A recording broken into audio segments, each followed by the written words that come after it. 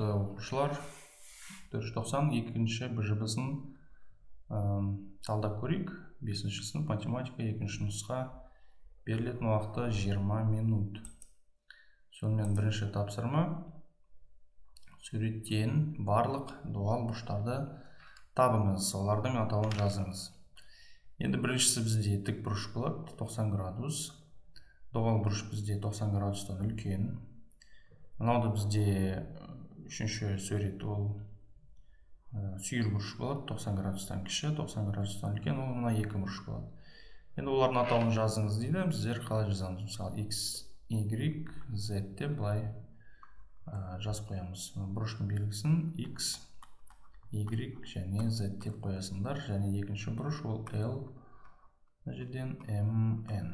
Міне екі бұрыш бізде дуал болады. Келесі, екінші тапсырма, CDE және RST бұрыштарын келесідей етіп салыңыз. Яғни, мына бұрыш 30 градус, біздер осыны транспортир арқылы салуымыз керек. Транспортирді аласыңдар. Алдымен дәптерде мынандай нүктені белгілейсіңдер. Мына ортасы бізде төбесі болады. Мынаны D деп қоямыз. Сосын мысалы оңға не солға былай түзу салып қоясыңдар. Сосын транспортирді не осы жерге қоясыңдар, мына түзу сызықпен бірдей болатындай. Транспортир сендерден былай болып тұрады ғой. Сосын 0-ден бастайсыңдар. Сосын жерде 10, 20, 30 деп тұрады. Осы 30-ға келген кезде осыны белгілеп қоясыңдар нүктемен. Сосын транспортирді алып тастайсыңдар. Транспортирді алып тастайсыңдар да. Мына сызғышпен осы төбесін даны қосасыңдар. Сонда осы аралық бізде 30 градус болады екен. Ал мына нүкте бізде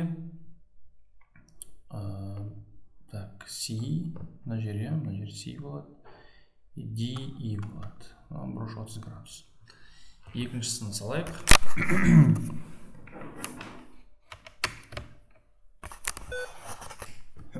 Дәл солай мына төбесі ортасына S болады. S деп белгілеп аламыз. Сосын оны да мен мысалы 10-ға қарай сызып қояйық. Тағы да дәл солай мынандай транспортирді қойып аламыз. 0-ден бастаймыз да сағат тіліне қарсы есептейміз. 0, 10, 20, 30 деп мына жер 90 градус болады. 120-ға мына жерге мысалы келесіңдер. Мына белгілеп қоясыңдар. Сосын транспортирді алып тастайсыңдар. Транспортирді алып тастаймыз және осы екі нүктемен, осы нүктемен мына төбесін қосамыз.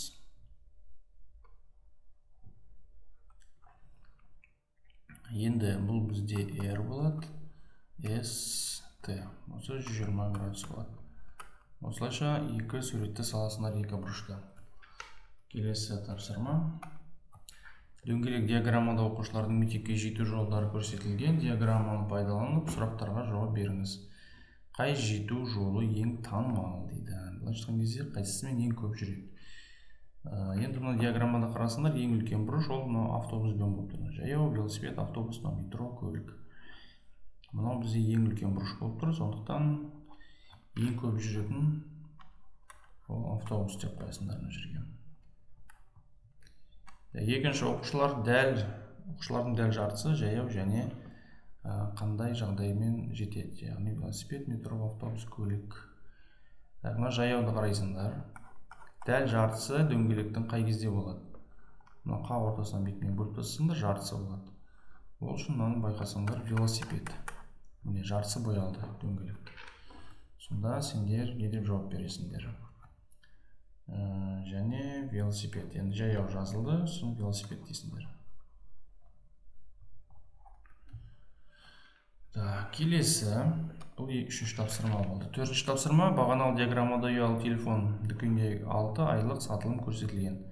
Енді сұрақтарға жауап беруіміз керек. Мына диаграмма көрсетілген. Қай айларда бірдей көлемде телефон сатылды? Енді мына бағандарды қарайсыңдар да, қайсысында екеуі тең болып тұр. Енді әрқайсысы әртүрлі, тек мына екеуі ғана сәуір және маусымда тең болып тұр. Сондықтан сендер аға сәуір, мамыр деп қоясыңдар, маусым. Әсіне жауап берейік. Қай айда ең көп телефон сатылды? Енді ең биік, ең үлкен баған ол мамыр айында болып тұр, сондықтан мамыр деп қоясыңдар. Үшінші, ақпандан наурызға қарағанда неше телефон аз сатылды? Ақпанды мына жерге жазып қояйық. Міне ақпанда 100 сатылды. Наурызда байқасаңдар, мына жерде 200 сатылды. Сондықтан 100-ге аз сатылды деп жазып қоясыңдар. Үшіншісіне 100-ге аз. Соңғысы В. Ақпан айындағы сатылым көлемін қаңтармен салыстырғанда неше пайызға өсті? Ақпанда 100, қаңтарда 50 мына жерде. Енді осы екеуінің біздер пайыздық айырмашылығын табайық. Егер бізде басында ақпанда қаңтарда 50 болатын болса, 50 дана деп қояйық мына жерге, 50 телефон. Ол 100% басында. Ал енді бізде 100-ге екінші айда 100 телефон сатылды. Енді оның қанша пайыз екенін табу үшін біздер былай істейік. Мысалы, мына аласыңдарда 50-ді 100 шығару үшін 2-ге көбейттік қой біздер, мына жерде мысалы 2-ге көбейттік. Былай шыққан кезде телефондарды телефонның астына, пайыздарды пайыздың астына. Мына жерде қанша пайыз екенін қазір табамыз. Дәл солай, біздер сол жағын 2-ге көбейттік па, онда оң жағын да 2-ге көбейтеміз, сонда мына жерде 200% болып кетеді. 200% болды. Ал енді айырмашылығы қанша? 100% 200% болып кетті. Сонда 100%-ға өсті дейміз. Бұл В-ға осылай жауап береміз. Сонымен, екінші жібі осылай болады. Сұрақтарың болса комментарийға жазып кетіңдер, достарыңмен бөлісіңдер, каналға тіркеліп кетіңдер. Жақсы, сау болыңдар.